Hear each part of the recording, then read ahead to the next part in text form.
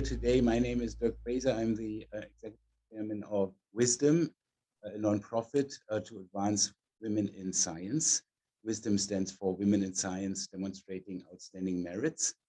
And in this series, we interview people, women mainly, who have really outstanding achievements in their scientific career or in the career in general, and what they faced as obstacles and how they overcame this. And yeah, I'm very happy to have here today with me Lissa Goldenstein. And Lissa really has a lot to share with us. Yes, Lissa, I hand it over to you right now because you have a lot of experience in your academic career at first, then in various industries. Yeah, I'm very happy to hear what you have to say about your career advancements, what you have seen, specifically being a woman in this role, and then now you are even heading a nonprofit, a very interesting one called Resolve, and that's mainly targeting the infertility issues that mainly females, but also couples in general face.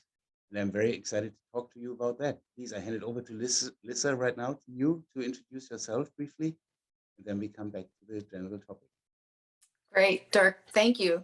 And thank you so much for the effort that you're doing with Wisdom. I think it's fantastic. And I was very excited to be invited to talk with the hopes of maybe having some positive influence on young women as they're working through their career.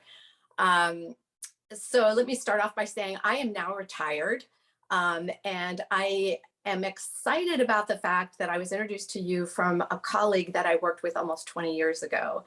And I think that when you look back over your career, the one thing I've learned is you can have a lot of business and financial achievements, but it's actually the people that you touch along the way or that you get to know along the way, and leaving a positive impression on them is the most important legacy that we can have, I think, as professionals. So greatly appreciate the opportunity. So I am glad to share my story because I think it's unconventional, although I think most of you women have said that. But the thing that's really odd about me is my college degree was in architectural engineering. So I am a structural engineer by education. And classic to so many of our younger population, once I got my degree and I worked for 2 years, I decided I hated it. And I did not want to be an engineer. I wanted to be out around people and solving problems. So early on, I ended up getting into the software business. And that was, I was hired to sell to engineers in the building industry, computational software, which at the time was CAD/CAM. And that was a tough choice for me because I went from a high degree and respected field to being a salesperson. However, the majority of my career has always been technical sales or selling into an environment where you need to have an advanced degree because you have to understand the problems that your clients are solving. So just kind of the short thing is 10 years in that, a colleague of mine said, why don't you get into molecular modeling and small molecule drug discovery? Same software, just a different application. And I made the leap. And that was when I got the bug for the life science field and healthcare. And it was hard because I didn't have a chemistry degree, and Mark Diener knows that because he supported me in so many of my endeavors. I always made sure I surrounded myself with really smart people. So got into small molecule drug discovery, which was working with great companies like Lilly, Pfizer, GSK. And then from there, got recruited into a company that was doing the same thing, but with instrumentation. So selling instruments to these large pharmaceutical companies for small molecule drug discovery.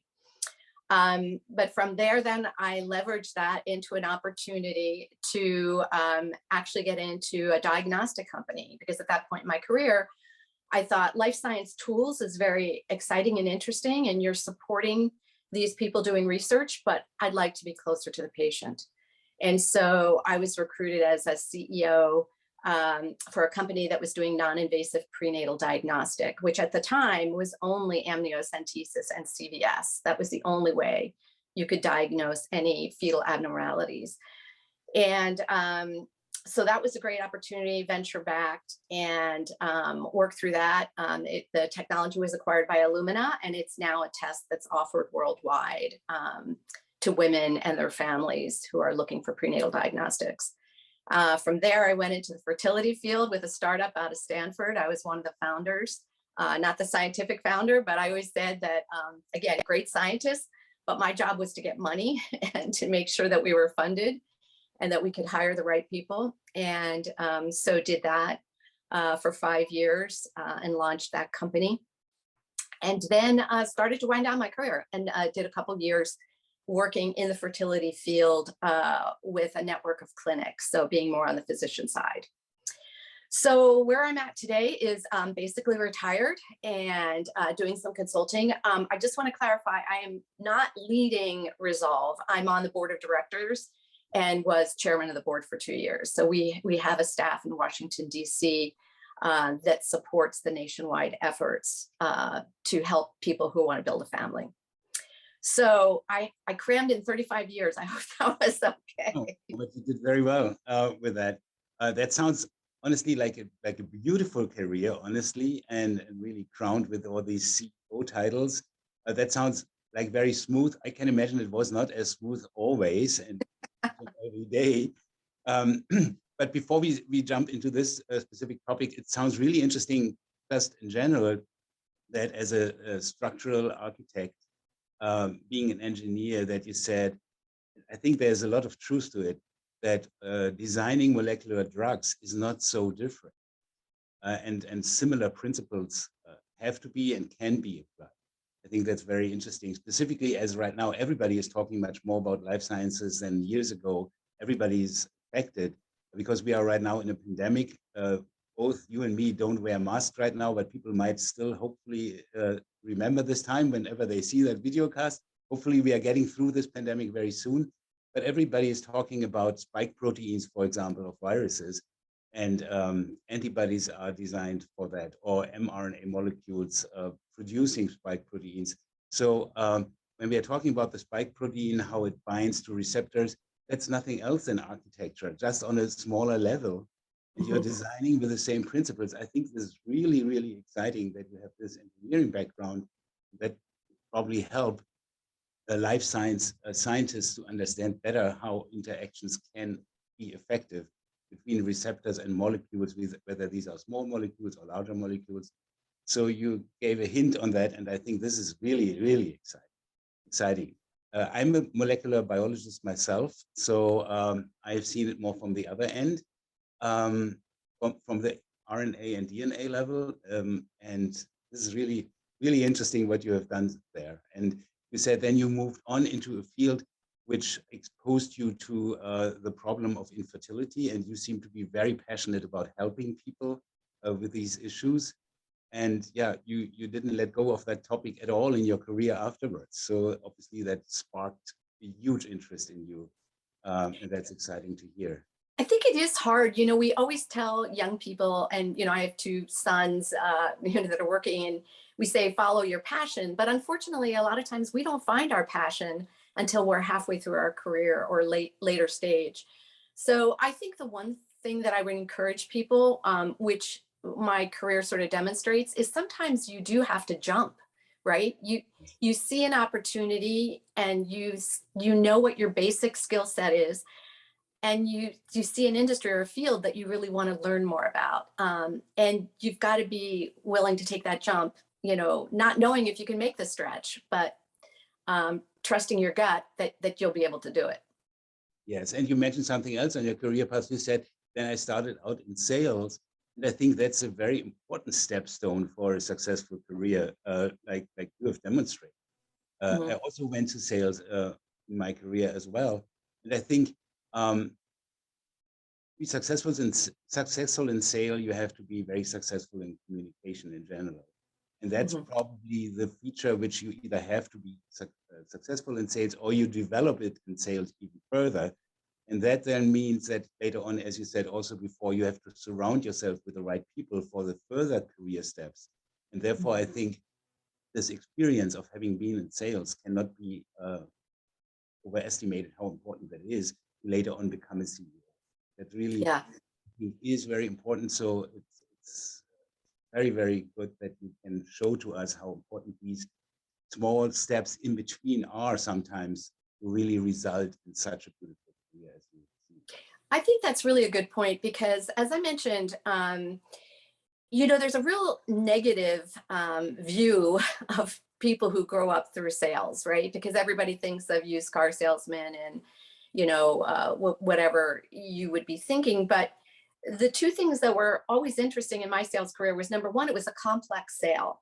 So you had to be able to team sell. And when I say team sell, it's a combination of who was the technical team surrounding me, but more importantly, when I looked at my customer, a lot of times I was dealing with the executives because the technology was expensive. It was hundreds of thousands of dollars. So at like a pharmaceutical company like GSK or Pfizer, I was dealing with the financial executives, right? While I was also dealing with the head of R&D, and then also dealing with, his or her lead investigator for a particular project. So I loved it because I always said it was like a chessboard, to be successful, I needed to understand who all the players were and needed to make sure that I addressed them in the appropriate way, or I was never going to move forward. So I would encourage women to think about sales. And if you get that derogatory rolling of the eyes, let it go if it's something that could be of interest to you. The second thing that I really appreciated later in my career is that because I started in software is an intangible. So when you sell software, you don't put up a product and you don't go through features and benefits. You have to sell a vision, right, of how this technology is going to change the behavior within your organization and the potential outcome. So when I became CEO and had to start raising money and convincing people that we had a technology, for example, at Stanford, I licensed technology that the publication hadn't even come out yet. And yet I convinced venture capitalists to put $20 million into the company, right? We had no employees, zero. We had no angel funding, nothing. And we got $20 million. And so I think that it's important to recognize that, as you said, communication, understanding the target of your communication, how you can move forward by that, whether it's your employees or your funders or your board members. It's really an important aspect of being successful. Absolutely, because what you are just talking about is selling also the vision internally. Again, you are selling a vision, not the software. Right now, you're selling the vision to your employees and the founders, and that is a sales job at a different level. And I see the same in my career here as well. Mm-hmm. And we didn't want to discriminate the used car salespeople, I think, when you said this, because they, I think, to be successful, do the same thing. I think to be successful in this job as well as in ours is to really be empathetic and being compassionate, and that makes them successful as well as us. And I think there's the same underlying motive, I think. Yeah. Yes, absolutely. Absolutely. Understanding your customer and what their needs are will make you successful. And and then you went into the reproductive medicine field. And as I said, you are very passionate about that. And are there any success stories that you can share with us where you help couples to found a family? Yeah.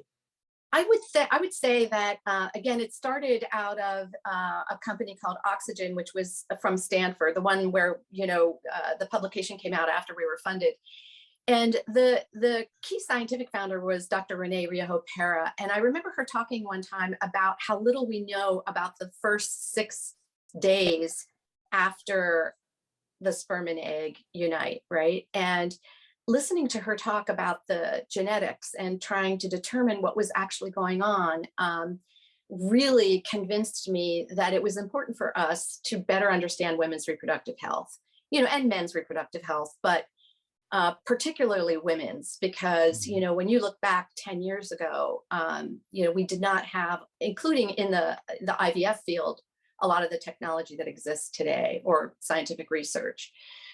So I always felt that I was lucky that I was able to be a mother. And when I met some of these people who weren't, it's devastating, you know? Mhm. And so my feeling was, and still is, anything that I can do and encourage other people to do to help people build a family, whether it's through IVF, medical intervention, or in the case of surrogacy, adoption, whatever that is, because building a family is a fundamental um, belief for so many people. And that's when I got involved with Resolve too on the fundraising standpoint, because, you know, in the United States, we have the added problem of, you know, political and legislative constraints on a state by state basis. So the thing about Resolve that I'm excited about is not only directly support patients with, you know, free support groups across the United States, but we also do advocacy, both state and federal. So trying to make it more accessible to more people in the United States. Very good. And you mentioned this non-invasive test. You mentioned amniocentesis. I don't know whether everybody knows what that is, but probably just to wrap it up in this sense, the amniocentesis, which was used for decades, was the only way really to early diagnose embryos, in fact, and their molecular setup or genetic setup, I should say. There are a lot of risk associated to that. Therefore, within non-invasive technique, of course, that's a huge leap forward, and great that you did that with your process. Safer and better for the women, I think, and the babies. Absolutely. It's such an interesting topic, and usually we don't talk so much about that before we jump into the field of women and career, but I think people might be interested in that. So we have this organic component, which we also think that that the mental component is also important and should be addressed as well. Yes, absolutely. Mental health, I think, has a huge impact on infertility as well. And I could imagine even in this time that we are in right now with the uncertainty, whether it's a pandemic or political situation that doesn't help either. Have you seen any surge in infertility cases recently, or not at all? No, I think that, yeah, I think that from what we're seeing, there has been a drop just in general pregnancy rates in the United States. And it's difficult to know at this point. I'm not aware of anything that points to COVID specifically. Clearly, it impacted anybody undergoing IVF treatment, because for that, in that first year, in many states, it was considered a procedure that, you know, you would choose to have, right, elective versus mandatory. But I think that now things are back on track and progressing. I think that, as you can imagine, the other thing we're seeing is more women freezing their eggs, right? Because that message is clearly getting out there, and the technology is such that, you know, freezing eggs does provide an alternative for a later stage pregnancy. Very interesting. We could talk about that topic alone, I think, for an hour. It really is such an exciting one and rewarding one if families can be founded due to that. And coming back to women in science and your career, I said you have such a beautiful career, and it doesn't sound like that there were any issues at all. Did you face any issues being a woman in your career path that you've seen as obstacles in your way? Absolutely. And I think that, first of all, being in the engineering field for the first 2 years, it was brutal. I mean, that was just blatant sexism, you know, in the construction field, as you can imagine. So maybe when I got to the sciences, I felt it was a little bit easier.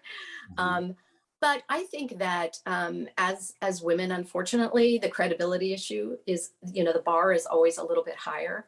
And so you always do feel that you need to be that much more prepared than perhaps a colleague would be.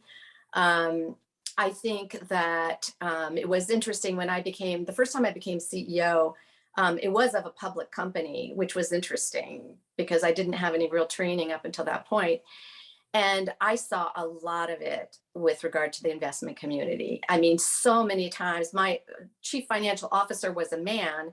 And so we would go to conferences and they'd go to him saying, you know, oh, okay, you're the CEO. When are you going to talk? And, he got a kick out of it, but he'd say, I'm not the CEO, she is, right?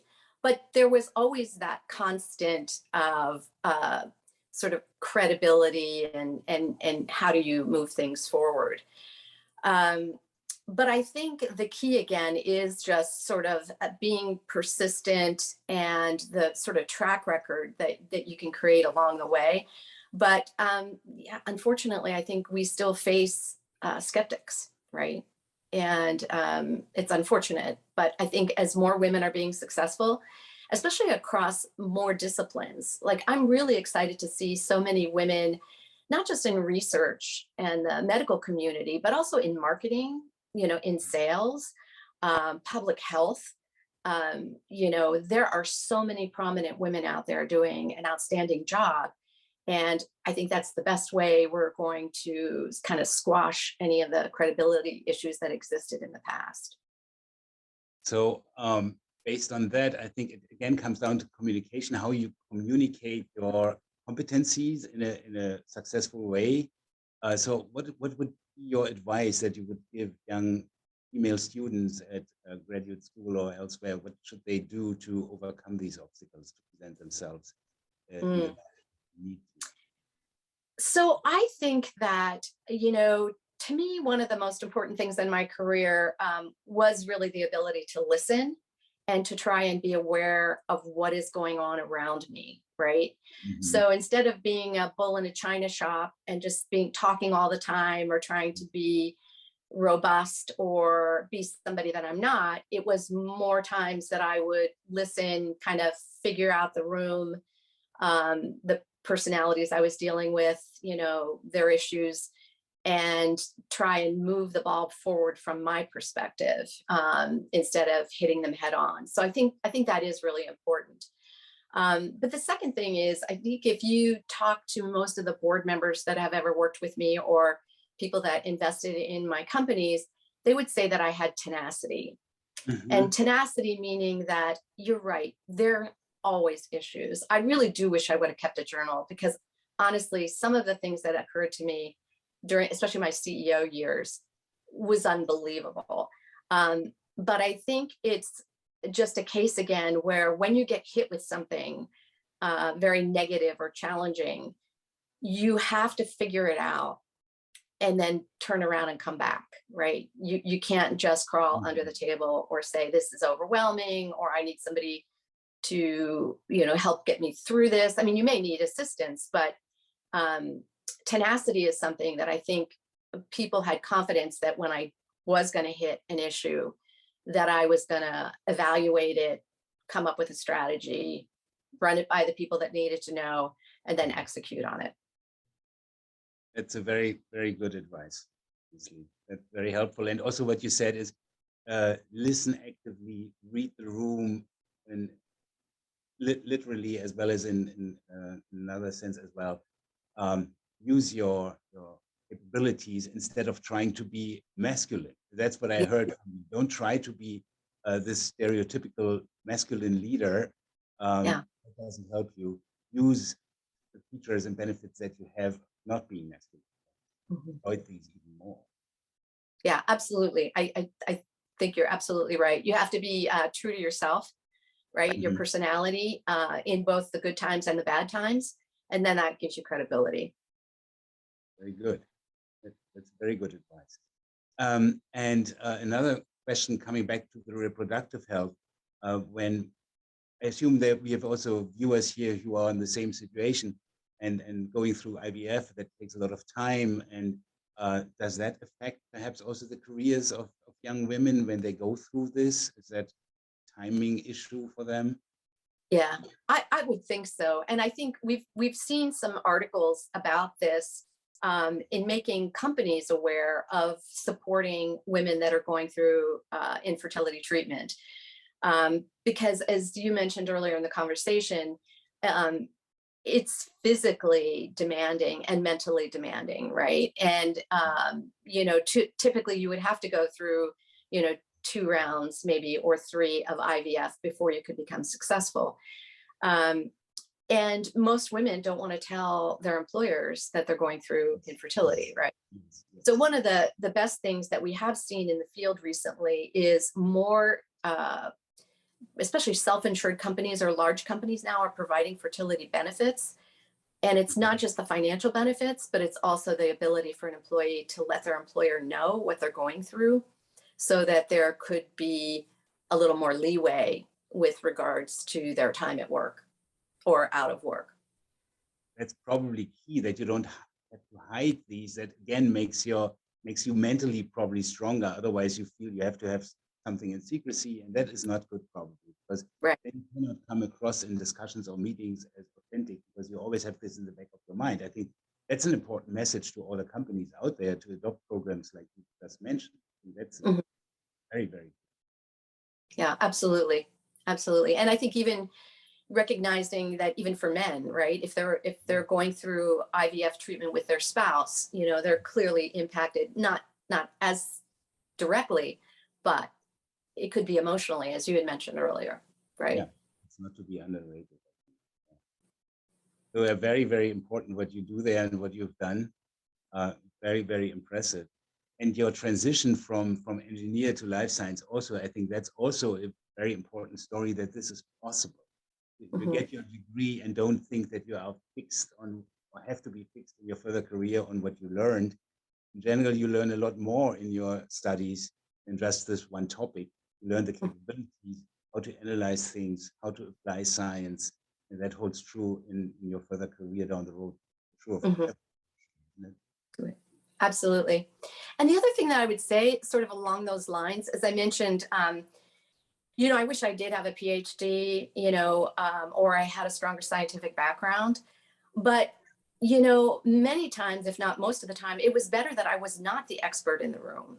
Even if I could answer the question, not answering it and letting someone else on the team do it is really the right solution. And I think that is really important sometimes, is to recognize the role you play when you're dealing with a customer or a business situation, that you can really leverage the expertise of your team, so that you have a higher degree of being successful.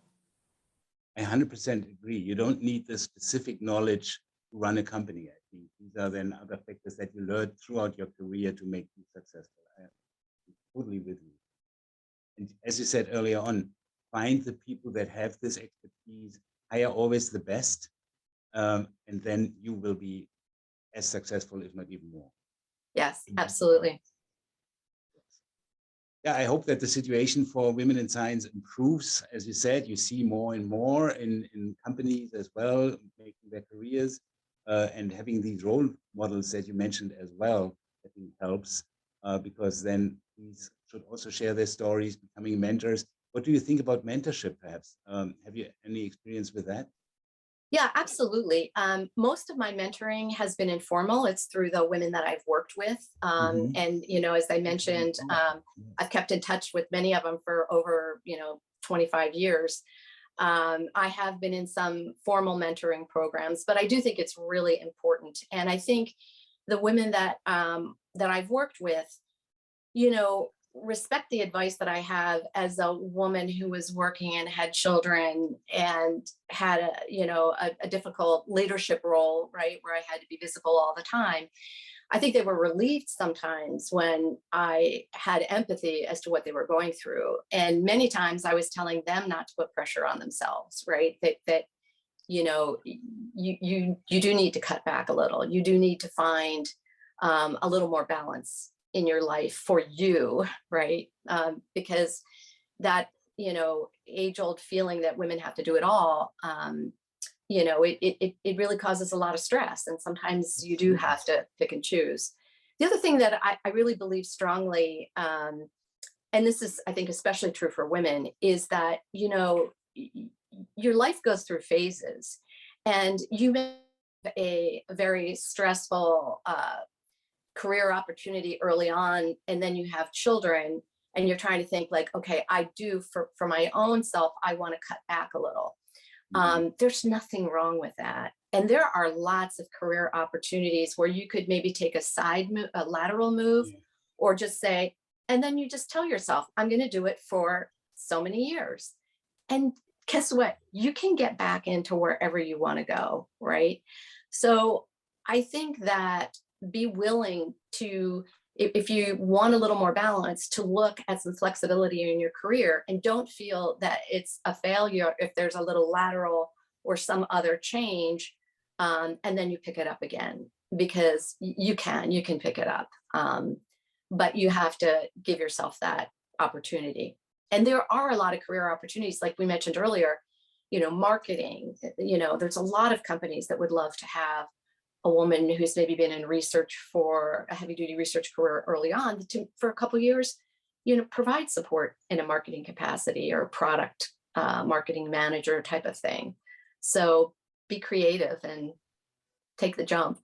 That's a great message, Liz. I really appreciate that, because what you just said is also take the lateral move. Don't see it as a step back. Really align the life's goals that you have, your dreams, form your family, because that adds also to the capabilities that you have. And I see that a lot, because these women have to juggle a lot of things that really develops the organizational skills way more than others who don't do that.